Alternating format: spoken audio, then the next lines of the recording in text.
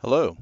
Today we're going to learn how to use IT data analytics to collect syslog data.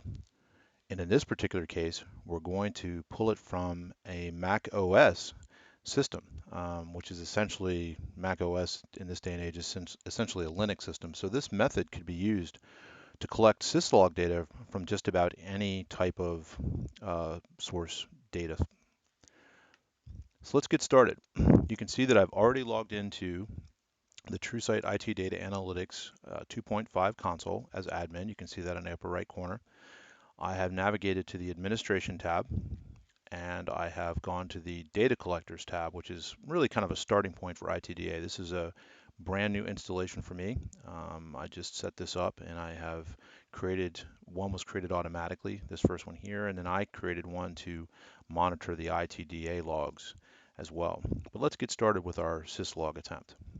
So we're going to click the green plus sign to create a new data collector.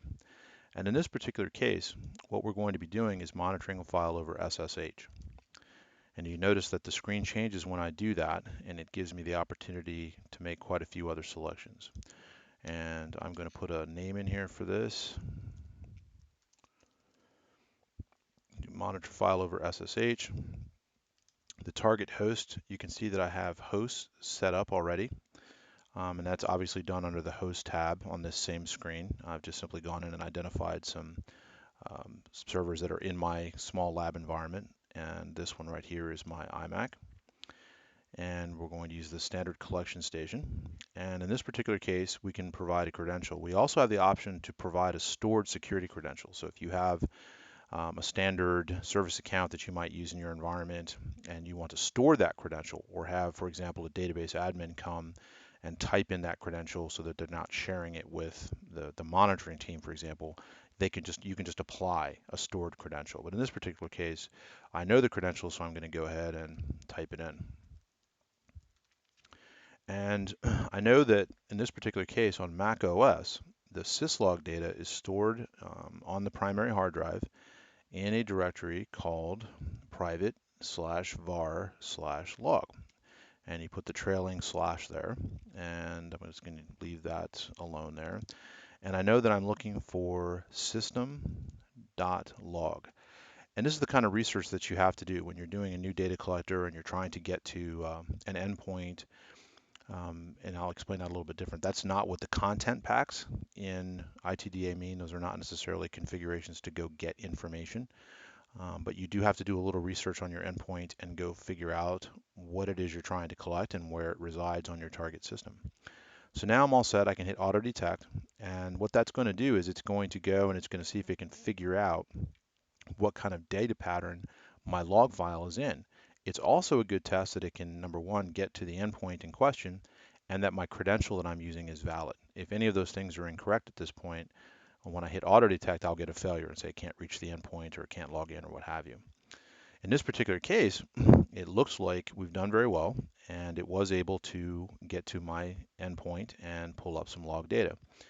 And what it's done here over on the left is ITDA has given me some suggestions about the format of the data it's read, because you have to tell it what kind of data pattern is ITDA going to be reading, right? It doesn't necessarily know that automatically. It can figure some things out, but there's some choices. We could use free text without a timestamp.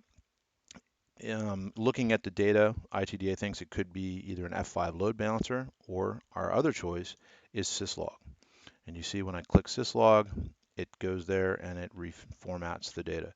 And you can see that obviously this is in my home office lab because this is Dad's iMac. So once we've figured that out, we can apply the pattern. So now we know the date and timestamp that it should be looking for. The poll interval we're going to leave at 1 minute, and you can change this to be whatever it is. If you have a certain kind of log data that does not get updated very often, that could certainly be something smaller. I like to include tags. That's important. It helps with the different things that you do later with the saved searches, with the dashboards, with all the things that you use ITDA for. The more tags that you put in here to identify your data sources and what you're collecting, the more useful it would be. I created the macOS X before when I was testing this, but we could create a new one. We could say Mac OS X, and we could say this is 10.8.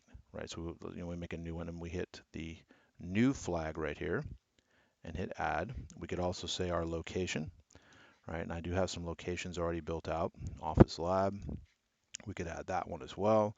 And we can add other things if we wanted to. We could say the department, the app group, different things that we might find relevant to our environment, right? And once we've done all that, we can simply hit create, and it created the data collector successfully.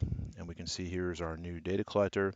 And eventually, if everything's working correctly, this little area here will turn green like the other data collectors in the poll status. If there's any kind of problem, if you see red or yellow, that will tell you that there's some kind of issue.